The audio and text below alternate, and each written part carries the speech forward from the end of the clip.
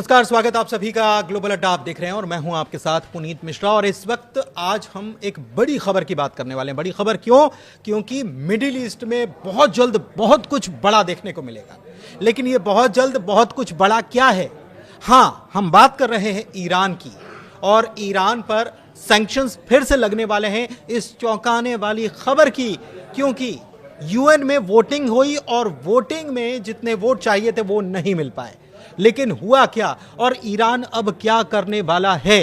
रूस और चीन ने साथ दिया कि नहीं दिया? इन सभी मसलों पर बात करने वाले मेरे सहयोगी आनंद प्रजापति मेरे साथ मौजूद हैं। सीधे उनके पास चलते हैं, समझते हैं हुआ क्या है। आनंद। बिल्कुल, देखिए, ईरान जिस तरीके से माहौल क्रिएट किया था कि स्नैपबैक मैकेनिज़्म जो है वो ख़त्म हो जाएगा और सारे उसके तहत सारे प्रतिबंध भी हट जाएंगे और एक तरीके से फिर से ईरान और मजबूत तरीके से ईरान बनेगा। जो ईरान के सुप्रीम लीडर है आयतुल्लाह अली खामनेई, जो अब सपने सजोए थे, लेकिन वो ईरान में जो यूएन में जो है पानी फेर दिया 3 देशों ने। E3 दरअसल E3 जो प्रस्ताव लेकर के आया था वो प्रस्ताव पर एक तरीके से मुहर लग गई है और एक तरीके से विजयी घोषित कर दिया गया है। क्यों? क्योंकि दरअसल यूएन असेंबली में E3 के जो 3 देश हैं, यूके, फ्रांस और जर्मनी, ये लेके आए थे इनके खिलाफ प्रस्ताव। क्यों? क्योंकि 18 अक्टूबर को स्नैपबैक सैंक्शन जो है वो खत्म हो रही थी। उसके पहले ये 3 देश यूएन में लेके आते हैं प्रस्ताव और कहते हैं कि ईरान जो है IAEA के साथ मिलकर के काम नहीं कर रहा है और ये एक तरीके से उल्लंघन कर रहा है इस जो दस्तावेज पर 2015 में हस्ताक्षर हुए थे वो मान नहीं रहा है ईरान। उसको लेकर के प्रस्ताव आया था जिसके खिलाफ वोटिंग भी हुई, जिसमें 4 वोट ईरान के समर्थन में पड़ा है। और 4 वोट ईरान के समर्थन में किस बिल्कुल जाहिर सी बात है। लेकिन इसमें 2 देश तो सब जान रहे हैं कि रूस चीन तो होंगे ही, लेकिन मतलब इसमें साथ दिया है। बिल्कुल साथ दिया है, समर्थन में वोट किया है। लेकिन जो 2 देश और आए हैं उसमें एक है पाकिस्तान और एक जो देश है वो बहुत चौंकाने वाला है, अफ्रीका का वो देश है। उस देश ने क्या किया है, ईरान के समर्थन में वोट किया है। लेकिन 9 जो वोट पड़े हैं वो ईरान के खिलाफ पड़े हैं, मतलब ईरान के खिलाफ पर वोट पड़े हैं, जिसके ये जो प्रस्ताव था एक तरीके से ईरान के हार मानकर ये भी कह सकते हैं कि ईरान की एक तरीके से यूएन में हार हो गई है और ये फिर से जो स्नैपबैक मैकेनिज्म है वो फिर से लागू हो सकता है। 6 से 7 दिन की अभी मोहलत है, उस पर फिर से बातचीत हो सकती है कि क्या ईरान फिर से बातचीत करके इस स्नैपबैक मैकेनिज्म को लागू जो होने वाला है वो रोक सकता है या नहीं रोक सकता है। ये 6 से 7 दिन में पता चल जाएगा। लेकिन ये एक तरीके से जो प्रस्ताव आया था, वोटिंग हुई थे, इससे बहुत कम संभावनाएं हैं कि ईरान के समर्थन में बातचीत हो। अच्छा, एक चीज़ और देखिए, मैं थोड़ा सा पहले JCPOA के बारे में बता देता हूँ। JCPOA 18 अक्टूबर 2015 को साइन हुआ था। इसमें अमेरिका भी था, फ्रांस भी था, जर्मनी भी था, ब्रिटेन भी था, ईरान तो था ही, उसी के लिए साइन हुआ था। इसके अलावा रूस और चीन भी थे। कुल मिलाकर 7 लोग इसमें थे। इसमें से अमेरिका पहले बाहर हो चुका है, उसने कहा कि मैं इसको नहीं मानता, 2018 में वो अलग हो चुका है। JCPOA की मियाद जो थी वो 10 साल की थी और 18 अक्टूबर 2025 को ये मियाद पूरी हो रही है। अगर इस मियाद को पूरा हो ऐसी स्थिति में ही मियाद पूरी हो जाती तो ईरान के लिए बहुत आसानी होती, उसके ऊपर से सारे प्रतिबंध हट जाते। और ये तारीख नज़दीक आने के चलते ही E3 देश जो हैं उन्होंने ये प्रस्ताव यूएन में लेकर आए कि ऐसा ना हो कि तारीख निकल जाए और ईरान जो है वो इससे छूट जाए और वहाँ पर वो परमाणु हथियार बना ले। लेकिन दिलचस्प बात यह है कि फ्रांस और ब्रिटेन के साथ जर्मनी का जो प्रस्ताव आया था, इसका विरोध पहले भी चीन और रूस की तरफ से कर दिया गया। मैं आपसे ये समझना चाह रहा हूं कि ये जो सैंक्शंस की बात हो रही है कि लागू हो जाएंगे, ये सैंक्शंस से ईरान के ऊपर कितना असर पड़ेगा और क्या क्या इसका कारण क्या है कि इसके पीछे क्या चीज़ें प्रभावित होंगी ईरान? दरअसल देखिए, जो स्नैपबैक सैंक्शन है इससे पहले समझिए कि ये है क्या। दरअसल इस प्रस्ताव में ये दिया गया था कि ईरान की जो तेल निर्यात है वो तेल निर्यात पर रोक लगेगा। दूसरा, वित्तीय लेन देन पर प्रतिबंध है। तीसरा जो है, हथियार जो है आयात निर्यात नहीं कर सकता ईरान। और चौथा जो है, एक तरीके से जिस पर हम लोग अभी बात कर रहे हैं, न्यूक्लियर ट्रेड बैन है और IAEA का पूरा सपोर्ट करना पड़ेगा। जैसा कि अभी हम लोग बहुत सारी खबरों में, बहुत सारी वीडियो में हम लोग बता सकते हैं कि IAEA के जो वहाँ पर निरीक्षण पहुँचे हुए हैं, निरीक्षण करने के लिए जो ईरान के परमाणु ठिकाने हैं, जहां पर उनके कार्यक्रम पर न्यूक्लियर प्रोग्राम जहां चल रहे हैं वहां पर आईएईए निरीक्षण करने के लिए जा रहा है, लेकिन अभी पूरी तरीके से निरीक्षण की अनुमति ईरान की तरफ से नहीं दी गई है। लेकिन अब इसी अनुमति को लेकर के ये जो E3 देश है इसी को लेकर के प्रस्ताव आए थे और यही प्रस्ताव साबित भी हुआ, क्योंकि आईएईए भी कई बार ईरान पर आरोप लगा चुका है। और जब 12 दिन की एक तरीके से इजराइल हमला किया था और अमेरिका ने हमला किया था ईरान पर, उस समय भी ये बात देखी गई थी कि ईरान जो है आईएईए पर खिलाफ बयान दिया था और बताया था आईएईए के जो चीफ हैं राफेल ग्रॉसी, उन्होंने बोला था कि ईरान जो है वो 6 परमाणु बम बना सकता है, बहुत सारे यूरेनियम वो जुटा चुके हैं। तो इन सब को देखते हुए ये हार हुई है यूएन में ईरान की।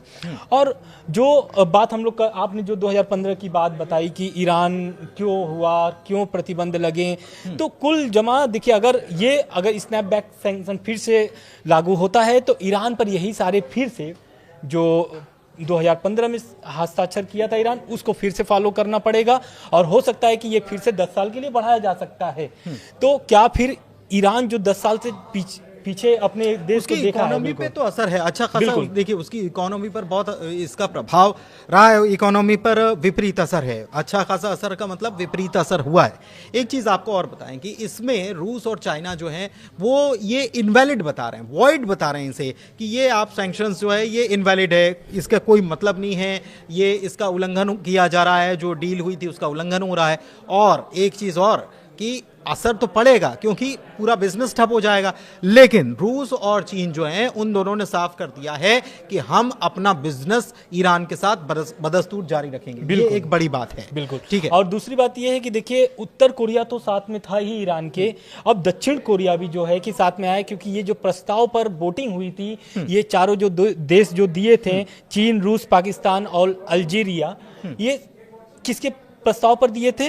दक्षिण कोरिया के प्रस्ताव पर। तो कहीं ना कहीं अब उत्तर कोरिया के साथ साथ दक्षिण कोरिया भी साथ में आ रहा है ईरान के। तो ईरान के लिए कहीं ना कहीं ये तो अच्छा साबित होगा, लेकिन 6 से 7 दिन में क्या होने वाला है यूएन में, और क्या आईएईए भी ईरान के समर्थन में कुछ बात करेगा कि नहीं करेगा, ये आने वाली बात होगी। लेकिन बातचीत की कोशिश शुरू की जाए, मतलब कुल मिलाकर एक खबर ये भी है कि अब ये जो तनातनी वाली स्थिति आ गई है और सितंबर का आखिर, तो आज हम अगर बैठे हैं तो सितंबर के आखिर में दिन कितने बचे? 10 दिन बचे। बिल्कुल। और 10 दिन के अंदर ही कुछ होता है तो ठीक है। बिल्कुल हाँ, क्योंकि यूएन को भी 18 अक्टूबर की डेट याद है, क्योंकि 18 अक्टूबर तक जब तक कोई कार्रवाई नहीं होगी तो ऐसा मतलब माना जाता है कि वो फिर से वो अपने आप क्या होगा कि वो लागू हो जाएगा ईरान पर। नहीं, बेसिकली प्रतिबंध तो लागू हो जाएगा आनंद, लेकिन एक चीज और है कि रूस की तरफ से इस बीच ये कोशिश या पेशकश की गई थी कि ये जो है 18 अक्टूबर 2025 की तारीख, इसको 6 महीने एक्सटेंड कर लो। हाँ, बिल्कुल, मतलब आईएईए से थोड़ी बातचीत बन जान दो और 6 महीने एक्सटेंड कर लो। बिल्कुल, लेकिन वो डील क्या होता है कि वो बातचीत सफल नहीं हो पाती है और इस कारण से इस तरीके से E3 जो है, मतलब E3 ने जल्दबाजी, उसको लग रहा था कि 18 अक्टूबर की तारीख निकल गई तो मामला हाथ से निकल जाएगा। बिल्कुल। तो कहीं ना कहीं रूस चीन तो साथ में है, लेकिन अब ईरान में जो दो फाड़ हो रही है ये सबसे बड़ी बात है। दो फाड़ कैसे हो रही है? क्योंकि देखिए वहां पर 2 गुट है। पहले तो जो पहला गुट है जो कट्टरवादी है ईरान के पक्ष में, क्योंकि ये प्रस्ताव पर आयतुल्लाह अली खामनेई जो है वो इस प्रस्ताव को नहीं मानते और कोई भी प्रस्ताव पर वो कोई भी प्रस्ताव पर बातचीत करने के लिए नहीं राजी हैं। बहुत अमेरिका और ईरान की जो डील चल रही थी उस पर भी वो राजी नहीं थे, लेकिन कई सारी मजबूरी थी, ईरान की अर्थव्यवस्था गिर रही थी, इस कारण से वो बातचीत शुरू हुई। लेकिन अभी इस प्रस्ताव को लेकर के जो यूएन में हुआ है, इस प्रस्ताव पर आयतुल्लाह अली खामनेई का कोई भी मतलब सहमति नहीं है। एक तरीके से वो एकदम इसको नकार रहे हैं। अच्छा, दूसरा जो है वो विपक्ष जो है, ईरान की जो विपक्षी पार्टी है वो क्या कर रहा है, आयतुल्लाह को एक तरीके से, क्योंकि आपको पता है कि 89 से सुप्रीम लीडर हैं आयतुल्लाह अली खामनेई, वहां पर गद्दी संभाल रहे हैं अभी तक 2025 तक। तो कहीं ना कहीं वहां पर विपक्ष जो है बहुत सारी खामियां वहां पर गिना रहा है कि आयतुल्लाह अली खामनेई का जो सत्ता है, जो IRGC एक तरीके से पूरा समर्थन करता है, उन्हीं के चलता है, उन्हीं की बनाई हुई विपक्ष क्या कर रहा है कि वो सत्ता से बाहर निकालने का प्रयास कर रहा है। क्योंकि आपको याद होगा जब 1979 में जब ईरान क्रांति हुई थी तो उस समय भी विपक्ष एक तरीके से खुमैनी थे, तब जो सत्ता पक्ष में थे उनको जाना पड़ा था पहलवी को। तो कहीं ना कहीं विपक्ष भी वही चाहता है कि 79 वाला मामला जो है कि ये नहीं इस तो वो पर हो जाए। बेसिकली ईरान की राजगद्दी पर जो थे वही विपक्ष में है बेसिकली। बिल्कुल, हाँ। और ये अभी 12 दिन का जब युद्ध हुआ था तब भी तो बार बार इसी बात को हवा दी जा रही थी। अमेरिका या इजराइल कह रहा था कि भाई वहां पर सत्ता परिवर्तन हो जाए, सत्ता परिवर्तन हो जाएगा तो खेल बिगड़ जाएगा। लेकिन खेल ऐसा बिगड़ कुछ होने वाला नहीं है, क्योंकि ईरान जो है और सुप्रीम लीडर जो है अयातुल्लाह अली खामनेई, बहुत भारी संख्या में उनके समर्थक है ईरान में। तो वो दुनिया में पूरी पूरी उनके दुनिया में। लेकिन अगर ईरान की सत्ता की अगर बात की जाए, जिससे उनकी सत्ता टिकी हुई है, तो उसे अगर उसके मद्देनजर अगर बात की जाए तो ईरान में जो सुप्रीम लीडर है उनको हिलाना बहुत मुश्किल है, अयातुल्लाह अली खामनेई को। बिल्कुल। अच्छा, एक चीज और है आनंद कि ये कह रहे हैं कि परमाणु अप्रसार संधि मतलब एनपीटी जो है हाँ। ये एक धमकी भी दी जा रही है ईरान की तरफ से कि हम बाहर निकल जाएंगे, फिर हमसे मत बोलना। इस पर दरअसल क्या हुआ है कि ईरान के जो राष्ट्रपति हैं मसूद पेजेश्कियान, उनका बयान आता है इसी प्रस्ताव को लेकर। कहते हैं कि स्नैपबैक हम नहीं रोक सके, और वे नेतांज और फोर्दो जो उनका ठिकाना न्यूक्लियर है प्लांट, हाँ। वो नष्ट कर सकते हैं, लेकिन हमारे लोग इस पर दोबारा बातचीत करने के लिए तैयार हैं, जो हम लोग बात कर रहे थे 6 से 7 दिन अच्छा, वाली। ये भी एक भरोसा कर रहे हैं कि हम डेवलप भी कर लेंगे। और आईएईए के साथ हम लोग ऐसा नहीं है कि उनके साथ कोई बातचीत कम्युनिकेशन नहीं कर रहे हैं, कम्युनिकेशन कर रहे हैं लगातार और सहयोग भी कर रहे हैं। हाँ, कुछ ऐसे ठिकाने हैं जहां पर उनको निरीक्षण के लिए अभी रोका गया है, अनुमति नहीं दी गई है। दूसरी बात, ईरान ने जो आपने अभी जिक्र किया एनपीटी का, उससे बाहर निकलने की भी धमकी दी गई है, जिस पर विदेश मंत्री अब्बास अराक्ची का भी बयान आता है, और वो इस प्रस्ताव को गैर कानूनी भी साबित एक तरीके से ठहराते हैं। ये जो स्नैपबैक मैकेनिज्म E3 देश जो लाए थे। बिल्कुल। अब इस पर देखिए क्या होता है कि जो चीन है और रूस है, इस वोटिंग के समर्थन में तो वोट कर दिए, लेकिन अभी भी वो चाहते हैं कि ईरान जो मुसीबत में अभी है, क्योंकि उसको साथ दिया जाए, और क्योंकि ईरान के साथ रूस और चीन के जो व्यापार हैं वो लगातार जारी हैं, आप सबको पता है। और वो जारी रखने के लिए, क्योंकि अब दोबारा जब लागू होगा स्नैपबैक सैंक्शन, तो उसमें क्या होगा कि अमेरिका भी कुछ इंटरफेयर कर सकता है। और क्योंकि अमेरिका अभी कुछ दिन पहले ही बहुत सारे प्रतिबंध अलग से नए तरीके से लगा के रखे हैं, तो कहीं ना कहीं ईरान के लिए मुश्किलें बढ़ने वाली है, जिसको लेकर के रूस चीन जो है वो समर्थन में है, और एक तरीके से पूरे देश से कह भी रहे हैं कि भाई ईरान के समर्थन में आप आइए, जैसे कि दक्षिण कोरिया। नहीं, लेकिन एक चीज है, देखिए अब सबसे बड़ी बात यह है कि ईरान ने अब ये कह दिया कि एनपीटी से हम बाहर निकल जाएंगे। एनपीटी से बाहर निकल जाएंगे तो आईएईए को सहयोग करने की कोई जरूरत नहीं है, ठीक है, उसके ऊपर कोई प्रेशर नहीं बनाया जा सकेगा। तो प्रेशर नहीं बनाया जा सकेगा, आईएईए अगर मुआयना नहीं करेगा तो वो फिर अपने हिसाब से चीजें कर सकता है, और ईरान बार बार ये करता है। लेकिन एक चीज और है कि ईरान अभी भी आईएईए को सहयोग तो देने के लिए बात कर ही रहा है कि हम सहयोग देने के लिए तैयार है। ईरान अभी भी ये कह रहा है कि हम कोई वेपन नहीं बना रहे। ईरान अभी भी कह रहा है कि हमारी परमाणु जरूरतें हैं, इसके लिए हम प्रोग्राम चलाते रहेंगे। तो ईरान की तरफ से ये चीजें कही जा रही है, लेकिन कहीं ना कहीं डाउट बाकी पूरे वेस्ट को हो रहा है। तो दिलचस्प बात यह है कि अब वेस्ट और मिडिल ईस्ट, खासतौर पर ईरान जो है उनके बीच तनातनी होने वाली। एक नया सिचुएशन जो है वो आपने देखा कि कतर के ऊपर जो अटैक हुआ इजराइल का, आनंद, उसके बाद से बहुत सारे मतलब अरब और मुस्लिम मुल्क एक हो गए। बिल्कुल। ईरान भी यहाँ पर मौजूद था, पाकिस्तान भी मौजूद था। दिलचस्प बात यह है कि पाकिस्तान ने यहाँ ईरान का समर्थन किया है। दिलचस्प बात यह है कि पाकिस्तान ने वहाँ कतर का समर्थन किया है। बिल्कुल। पाकिस्तान भी यहाँ पर एक तो चर्चा में आ जाता है, यहाँ पर उसकी जो वैल्यू है वो यहाँ पर उसके वोट की वैल्यू बढ़ती है। दूसरी तरफ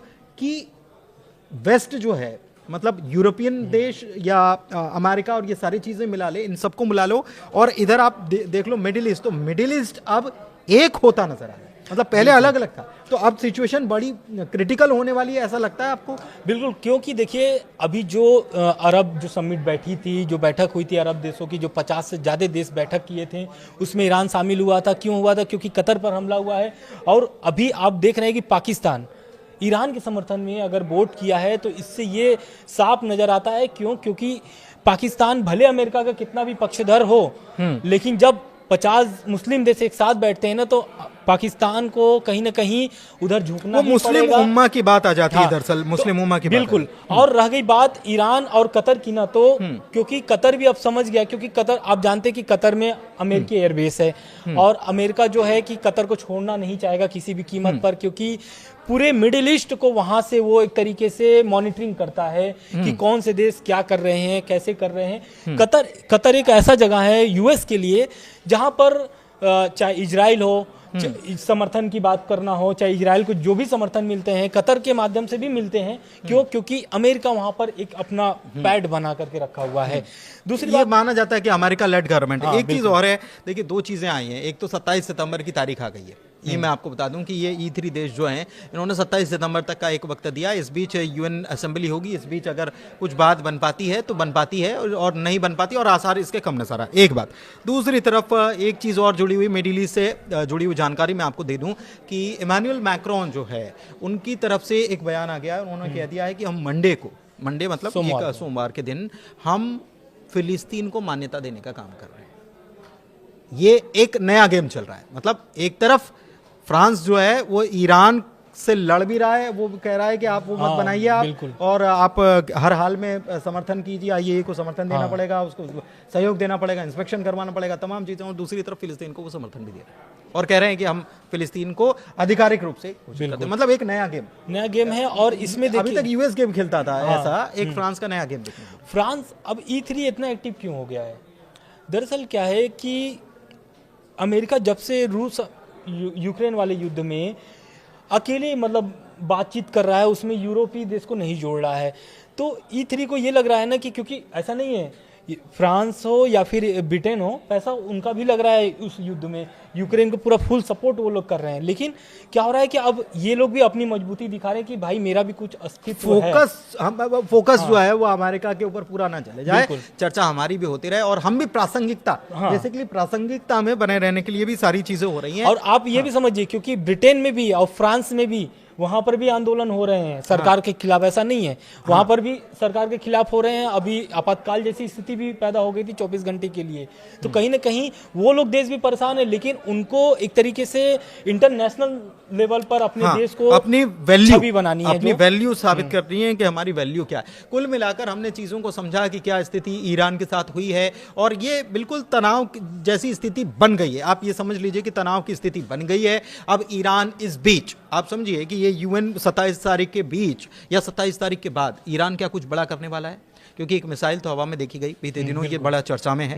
लेकिन ईरान इसके अलावा भी कुछ बड़ा कर सकता है क्योंकि बाकी साथियों का पूरा साथ मिल रहा है ईरान को, और कहीं ना कहीं कुछ काम कर रहा है, इंटरनली काम कर रहा है, जो कि पहले से तय हो चुका है। इशारों में समझिए बातों को, ज़्यादा अभी बोलना मुमकिन नहीं क्योंकि चीज़ें जो हैं वो खुलकर बहुत जल्दी दुनिया के सामने आने वाली हैं। लेकिन ईरान के ऊपर ये काम नहीं कर रहा है जिस तरीके से E3 जो प्रेशर बनाने की कोशिश कर रहे हैं। ईरान ने पहले से अपने पत्ते जो हैं वो सेट करके रखे हुए।